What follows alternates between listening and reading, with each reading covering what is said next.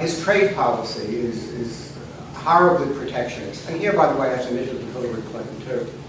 Because Hillary Clinton negotiated, or helped negotiate the Trans-Pacific Partnership, which I think is a very good trade deal.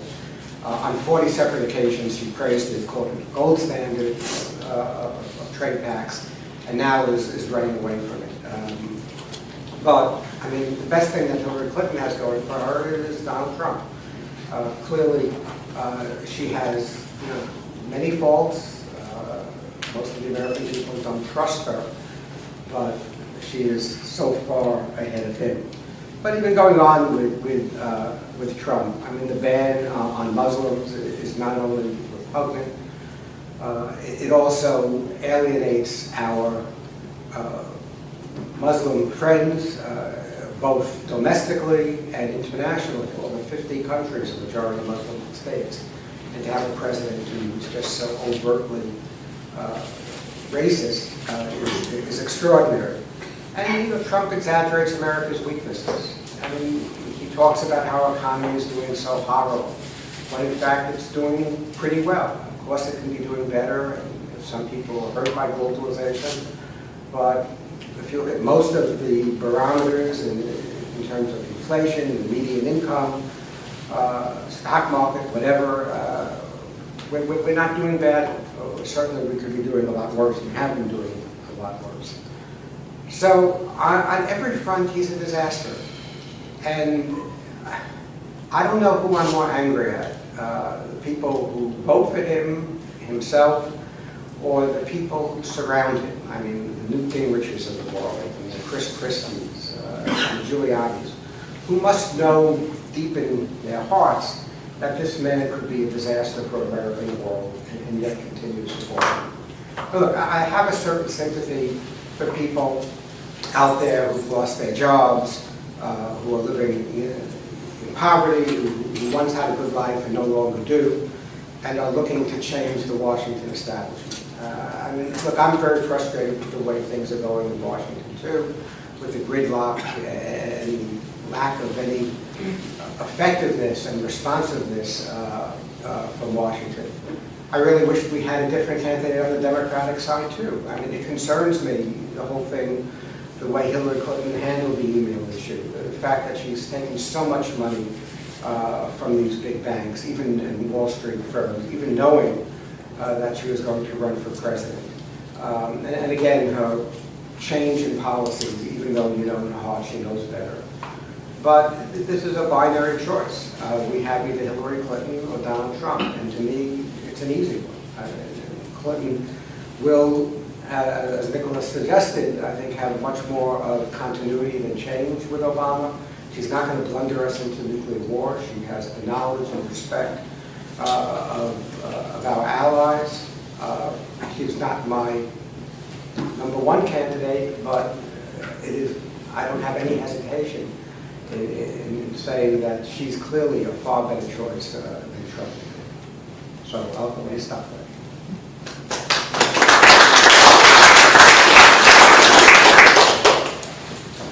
Okay, let me begin with a few disclaimers. I'm the amateur here because I'm not a political scientist by training or by profession. I always have a strong interest in political questions, especially the more theoretical side of them.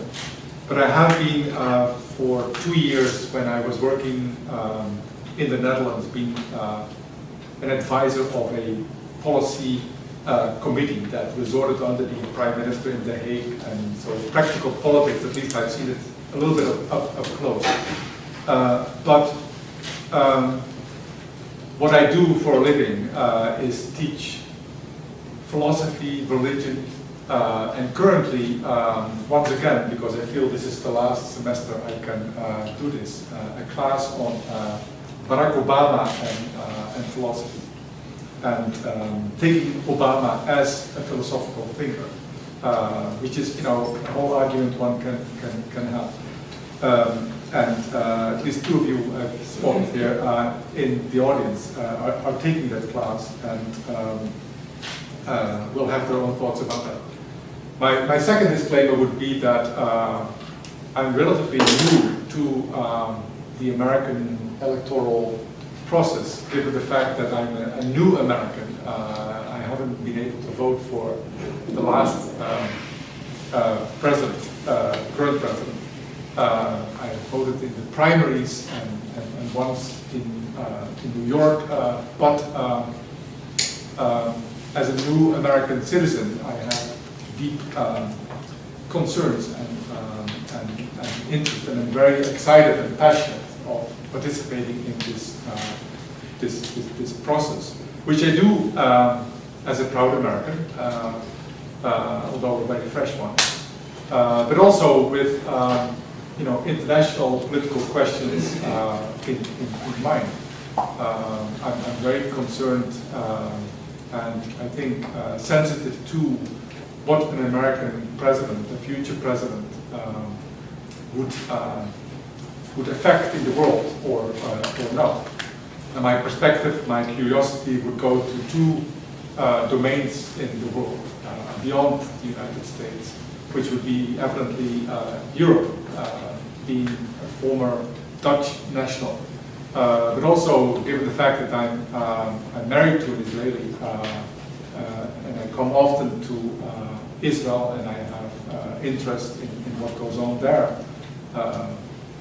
I'm also interested in what the president does with respect to the Middle East impasse, if that's a proper way of describing it.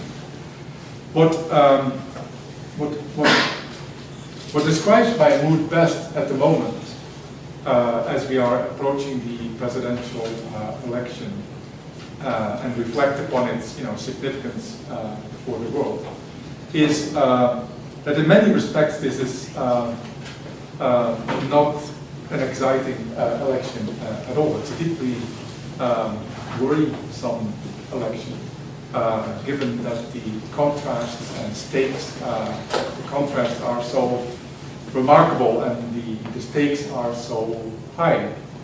But in many respects, it's not at all an election that is going to give us a president who would have anything like a fairly articulate, developed, deep sense of intellectual and practical purpose.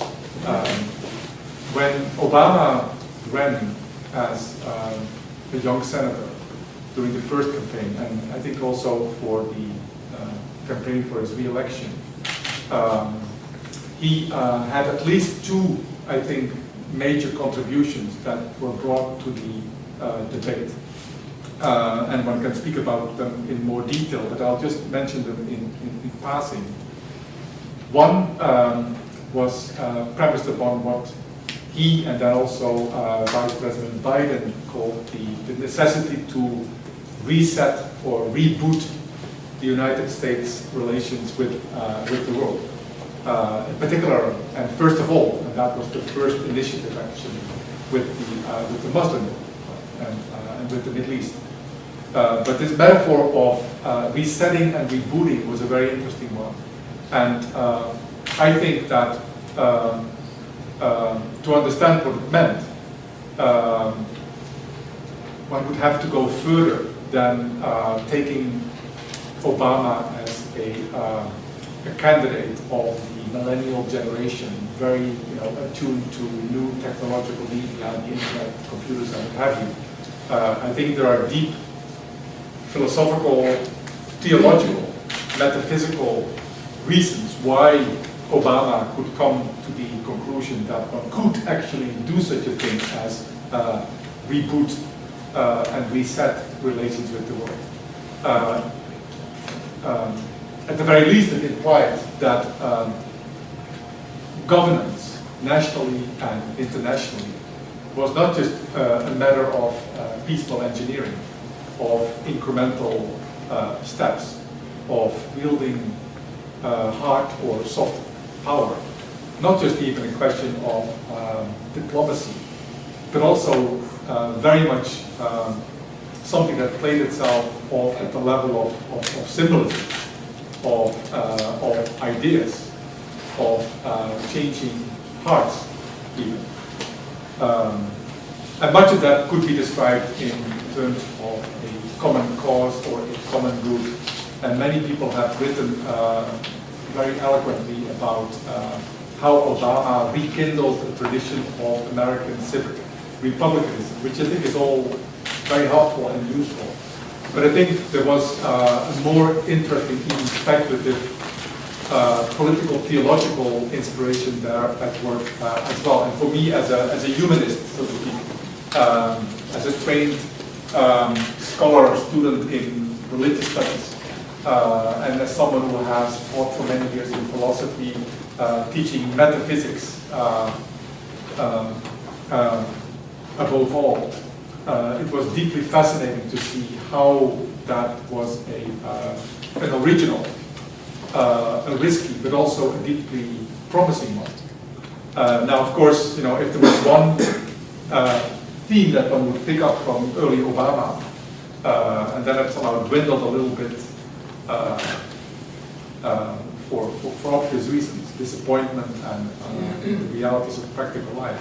It was probably the question, the idea of hope.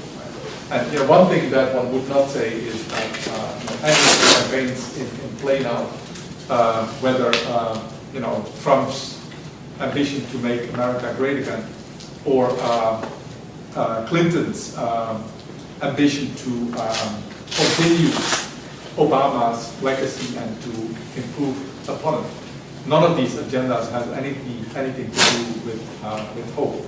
Hope seems to be, a concept, an idea, an ideal that has completely dropped out of the equation, and perhaps is considered probably by both campaigns as something that would be, too spiritual, too naive, too elusive a notion to be workable. And of course, we also know, and that brings me to the second, I think, innovation that Obama brought to the political process, again, nationally and internationally, and for which I think he will be remembered and actually gain himself a place in the pantheon of great presidents. The second concept was, in addition to that of resetting and rebooting, was that of hope requiring audacity. Not just sentimental outpouring of the heart, but actually a fairly down-to-earth, pragmatic, even realist sensibility. And what, again, you would not find in the current campaign is any sense of what a realistic agenda would be, nationally and a fortiori internationally. And as you may know, or as you may not know, Obama's concept of audacity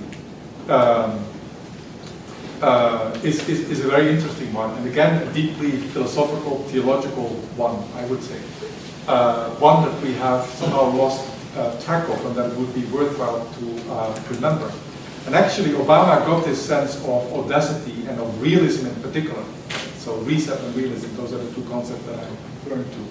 From a thinker, writer, theologian, who was deeply influential in the 50s and 60s, namely Reinhold Niebuhr. And my attention to this figure was first drawn, I knew him from my studies of the history of religion, but as an important public figure in the United States. But my curiosity was piqued when in 2007, Obama gave an interview to David Brooks, a columnist for the New York Times, and interestingly said the following, and I quote, "Niebuhr is one of my favorite philosophers." That's a theologian now becoming a philosopher.